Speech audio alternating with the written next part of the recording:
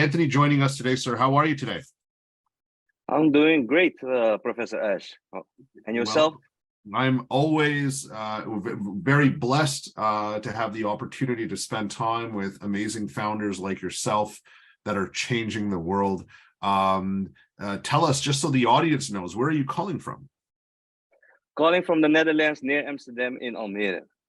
Okay, so we're gonna jump to the Netherlands. Okay, as always, it's a nice we move around. We just finished off from Denver, Colorado, and we're going to jump across the world to the Netherlands. So what we're going to do is we're going to hit the top of the elevator, and we are going to I will introduce myself, and we can go from there, right? We can kickstart the session. All right. Awesome. Let's go. All right, here goes.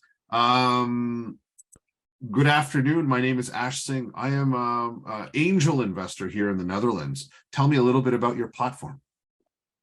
Oh, great to meet you, Professor Ash. Well, first of all, my name is Anthony. See, the funny thing is, European Commission has such a great ambition to go to zero emission.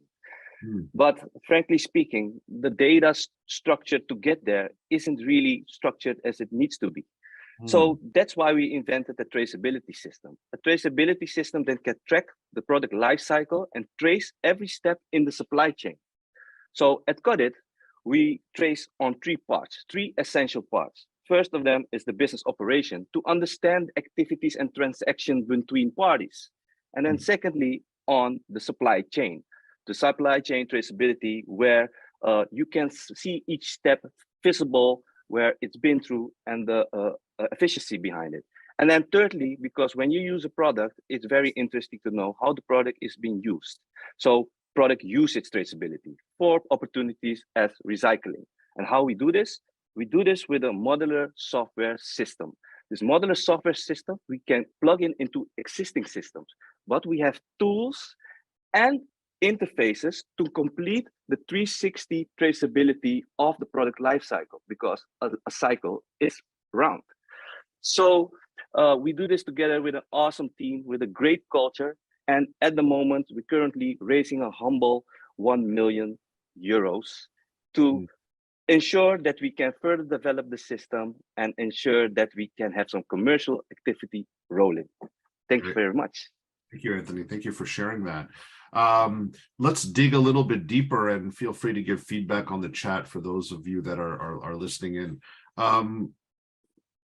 I want to talk a little bit about this because, when we think about ESG and, this whole world about carbon credits and tracing and all these other components, obviously there's a lot of greenwashing happening, correct? A lot of indeed. And at the end of the day, companies are still financially motivated, and I don't know if that's necessarily going to change stuff, right? And so my question to you around this, because you've built all these components, right? And I'm sure that you've thought about the elements on the business operations, how goods move, right? Their supply chain, how goods are utilized by the end consumer to kind of create an overall footprint on this, right?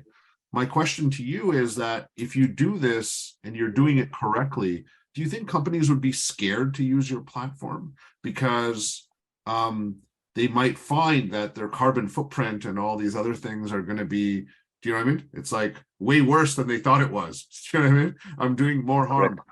Walk me through that. I want to understand why, because I feel we need to have platforms like yourself that are creating motivating environments for people to want to do this stuff, right? So can you tell me a little bit more about that? Yeah, first of all, awesome question. Definitely, we have been thinking about it because obviously companies don't want to expose themselves with the things that could be improved.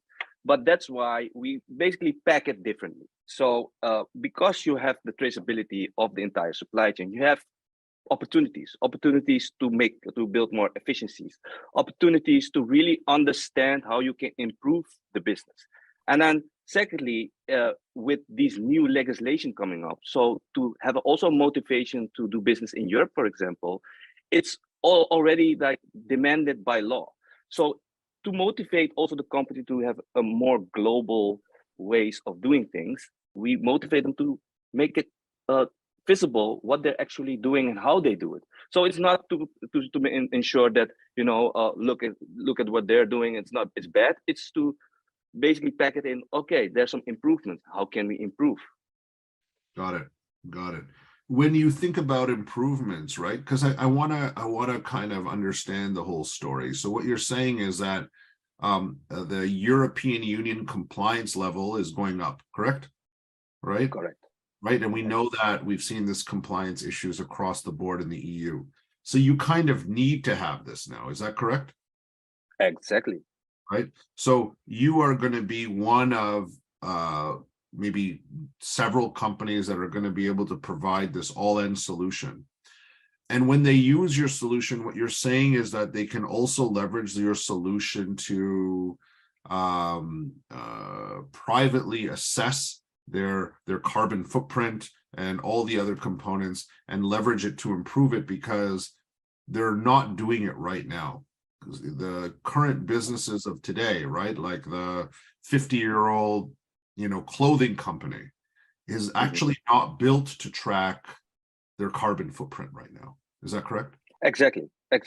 So the thing is also for the company, there lays a lot of opportunities because you have to deal with overproduction, you have to deal with waste and so those kind of things. When you once you start tracking these things, you can measure things more specifically. That's why we're also looking into things like AI, blockchain, to really specify the actual product unit and make it very unique. Got it. And tell me a little bit about that journey then, right? Because I understand now the front end, but they use your process and they discover that there is room to improve, right? They might discover that, hey, you know, there might be, especially on the product usage side, right? The idea of being responsible for the product. You know, you create a product, right? It's like, you know, we all talk about these water bottles that are floating in the sea.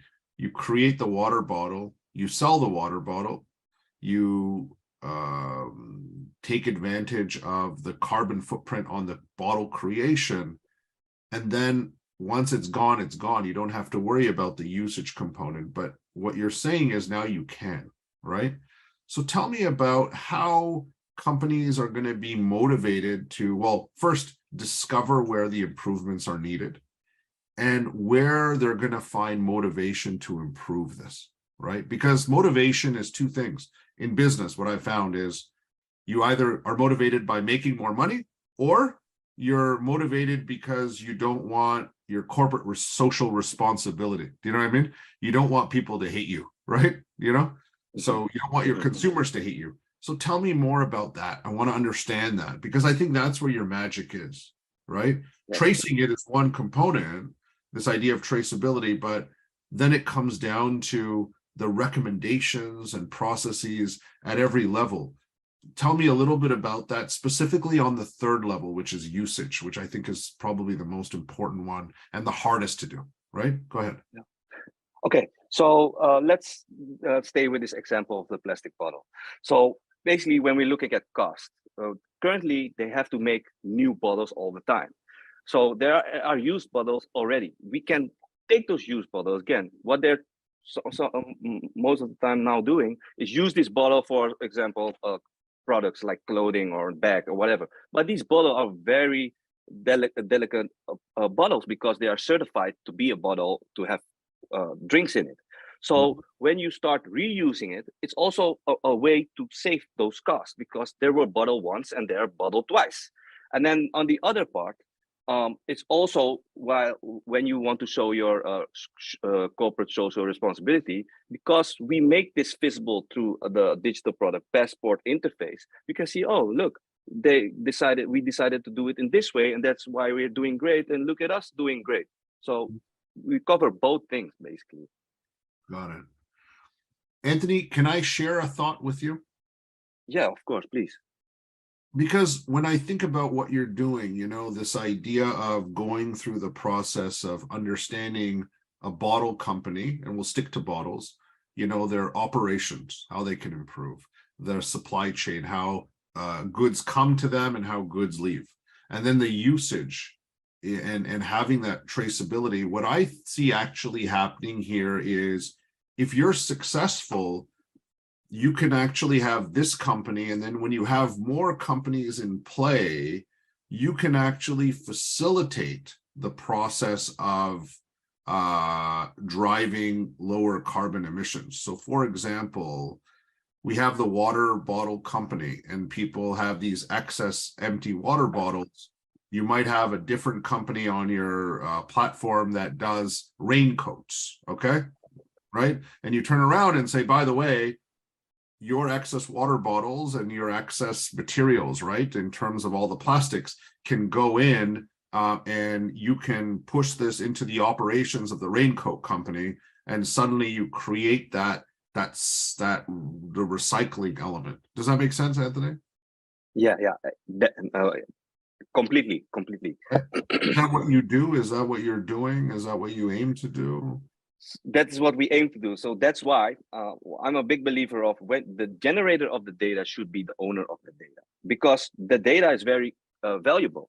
So when this raincoat company is looking for materials and they say, hey, the bottle, we can use these bottle materials because that's very good for the raincoats. Let me get into your data and see what overcapacity you have on these bottles. Then they can have a data transaction between each other, so they can have the deal making process between each other. That's what you can do with the data, making it visible and transparent. Yeah. Now, what kind of company are you? I mean, what we just described would make very like I'll give you an example. And I know the Netherlands is a very forward-looking country, but I would totally see a government agency doing what you're doing. Does that make sense? It does make sense. Right? Like it just makes sense for a government agency to trace everything, audit it, right? Like, you know, just like we financially audit every company in the Netherlands, we should audit this. And then the connection points to kind of make it happen. Tell me a little bit about what kind of, do you know what I mean? I'm like, is this something that you build and then the government acquires you, or is this something that you power government platform? Do you get what I'm saying? I totally understand. Yeah. So what basically, yeah, go ahead.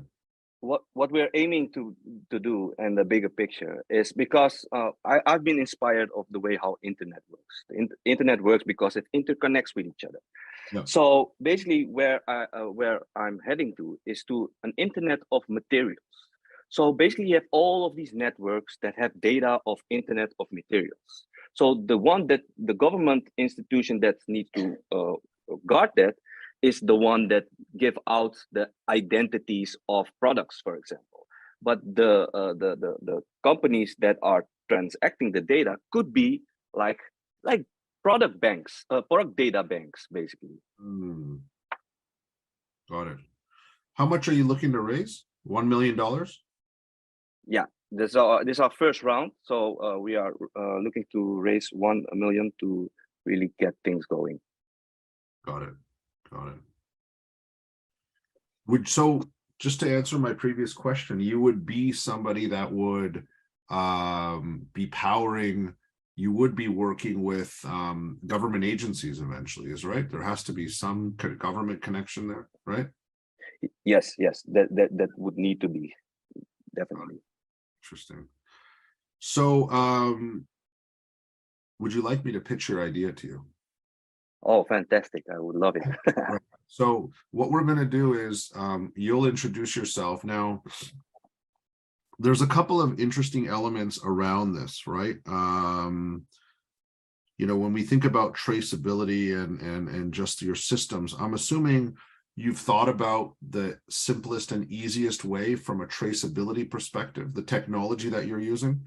Tell me a little bit about the tech from the traceability of operation, supply chain, and usage. Tell me a little bit about the tech that you're using too, like the secret sauce around that. Yeah, so basically everything is a separate component. because we are well aware that advanced supply chains have their system in place, such as SAP or a specific CRM system. And those are all data-driven systems that hold data, how actual product process has gone through. So what we do is we plug into those systems to make it complete. But you will find out that there's data missing to make the full story around. So what we there do is like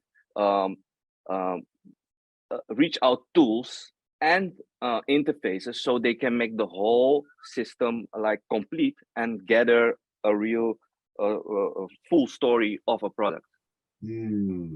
Got it. And that's something you developed? Yes, we have developed it in the last 5 years. Yes. 5 years. Got it. Excellent. All right. Let's see where this goes. Who am I pitching to? Do we pitch a government agency? Do we pitch an investor? Who do you want to be today? You tell me. Oh, yeah, let me be an investor. I just pitched a senator. I just pitched a U.S. senator, right? I've never pitched a U.S. senator, and I had zero prep time. So that was fun and entertaining and stressful. So let's, you know what I mean? Who would you like me to pitch to? Are we raising capital? Impact investor? Government agency? How do we want to push this? So actually, I want to be a business angel that has a lot of experience within the supply chain. I've previously worked for big supply chains and had big customers such as Unilever and whatever. So you want me to pitch to Mr. Paul Bradley, one of our Yes, mentors? I want to. Yes, Okay. indeed. You get to be. So Christine, let's just map this out. Let's make sure we send this recording to Mr. Paul Bradley. We have one of our founders that would like to be Paul Bradley himself, okay, who's IPO'd a couple of companies and is a supply chain expert. So let's try to, I'm going to try to pitch your idea, okay, and see where this goes, right? And go from there. All right. So introduce yourself, okay, and let's see where it goes. Go ahead. So hi, I'm Paul. I have a lot of experience in your space of industry, and yeah, please tell me what you do because it sounds really interesting. Yes, it's great to meet a supply chain expert, a veteran tycoon like yourself, sir, today. My name is Singh, and I'm part of the COTIT team. As you might know, compliance in the EU is evolving and changing. There's been a lot of greenwashing happening when it comes to emissions, and we know that we're falling back. And the idea of making sure we truly track the traceability of our products are important. And so just like we have audit firms that look at the financials of a company, we have developed over the last 5 years a patented, best-in-class traceability platform for companies to track their operations, their supply chain, their usage of their product, and how it affects the emission and the carbon footprint of the company. And so through this journey, we want to be that company that is going to be utilized by government agencies to track all these components. But the beauty is not just the fact that we're going to be demanded by law to create a business, but more importantly is we feel that we are going to be the next generation Internet of Materials, right? That connected network where not only are people being audited, but the wastage of one company could be the rubbish of one company can be the gold of another, right? And we want to create this network orchestration of materials to truly make a difference from a zero emission perspective. So we look at it not just in terms of one company, but how all these companies can kind of come together, and we will be that network orchestrator of the Internet of Materials in the EU. We're looking for £1 million to scale up what we're doing. We're starting off here in the Netherlands, and we're getting some great feedback and great traction from government agencies as well as the big accounting firms. And we hope that you would participate on this journey, not only to be financially successful, but truly solve the problem with the carbon footprint challenge we have. Thank you. Awesome. Let me invest then. Thank you, Mr. Bradley. I'll wait for your check from Singapore. So what I wanted to do is, as when you first pitched, it's like, this idea of what your product is, right? What I wanted to do was to talk about the fact that you've got the product piece, right? Assume that's done. How do you get the product market fit, right? Where does that work, right? In terms of the demand and the fact that this is a need and companies are going to have more stringent elements, and you're ready to get that done. And you can run a business doing that, right? You can build a $50 million business doing that.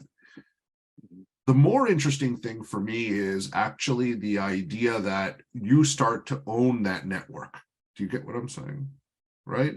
Right. And we could call it IOM. You start saying IOM, and they're going to be like, what does IOM stand for? Oh, it's Internet. You've heard of Internet of Things. Yeah. We're doing Internet of Materials, right? Okay. And so the idea of you being that person, that's the puppet master, the knowledge network orchestrator of that, is very powerful. Okay. Right. That's a big picture. Right. And if you're going to the market, I feel like that's something that you want to come with. Right. So when you pitched, it was very much around the product. And I totally understand it because that's where you are right now. But what I wanted to do was shift it to commercial viability and then market dominance. Right. Market dominance and market creation, because you're going to create that, right? Anthony, you're going to create that market, right? And being in the situation where you drive real value, because on that topic, if the water bottle are recycled for raincoats, not only are you saving the world, but you're lowering the cost of operation for the raincoat guy. Does that make sense?